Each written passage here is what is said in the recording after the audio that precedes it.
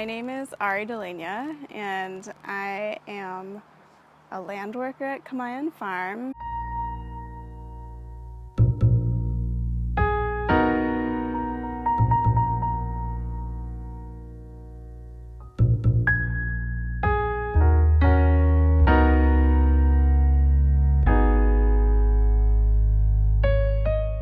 Kamayan Farm is a one-ish acre farm, and I grow vegetables and medicinal herbs that I bring to my community through a CSA program, which is basically a weekly box that people get of vegetables throughout the season.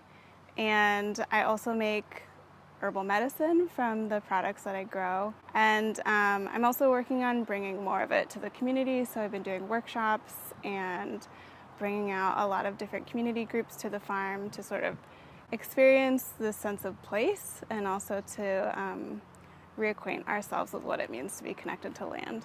My vision for this land is that people have a place to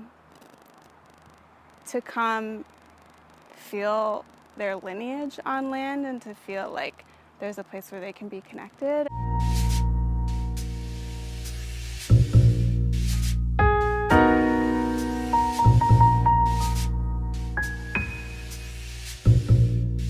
Kamayan is a Tagalog word, and it means to eat with your hands, but it's also sort of the traditional way of eating in Filipino culture on banana leaves with a large spread of food. And I chose that name because it represents family and community and an intimacy with food and with land and culture that I think is sometimes often really lacking when we think about food or when we talk about farms. Food is such a direct way to transmute culture and to share that, especially when people have been separated from their traditional ways of doing things. I think just the act of working the land, it's like not very many generations back that my ancestors were land workers and that's how they fed themselves and sustained themselves. And so I think just at a very body-based level, when I'm working the soil, I feel really connected to that and to that history. I just think there's something really magical about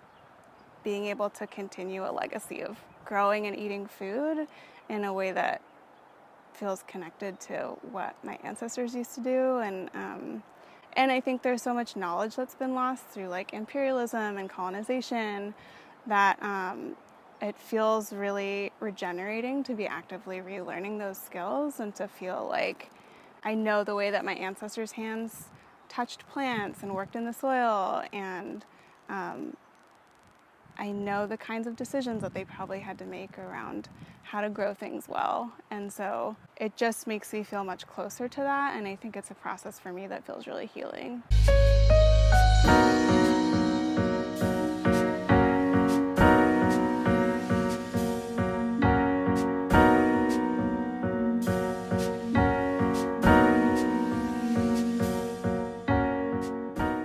I think farming is always political, and I think, so I'm a queer mixed person doing land work in an area where actually there's a huge legacy of Asian and Pacific Islander people working this land in the Pacific Northwest and really laying the foundation for our agricultural land, but also our just local economies. Japanese and Filipino farmers would cultivate land until it was usable, and then the white landowners would take it back.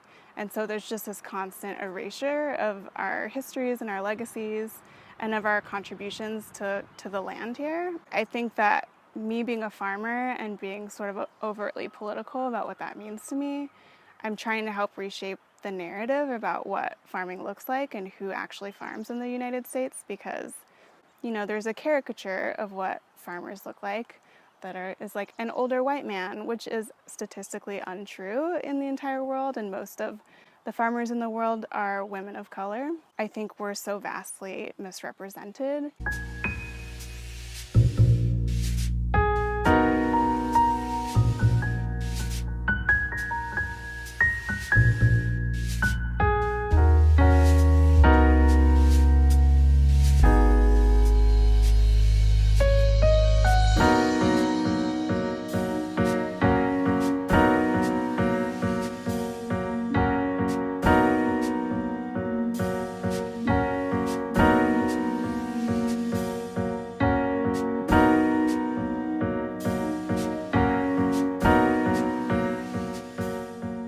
The thing that I love the most about farming is it just feels like I get to watch magic happen every day. Like, especially when plants are young, but just all the time, it's really mind-blowing to see what plants are capable of. And even when I'm very hands-off with them, it's like I get a daily lesson in what resilience looks like. The plants are so generous in that way, in terms of like they just teach me lessons over and over and over again, even if I'm forgetful or not paying attention.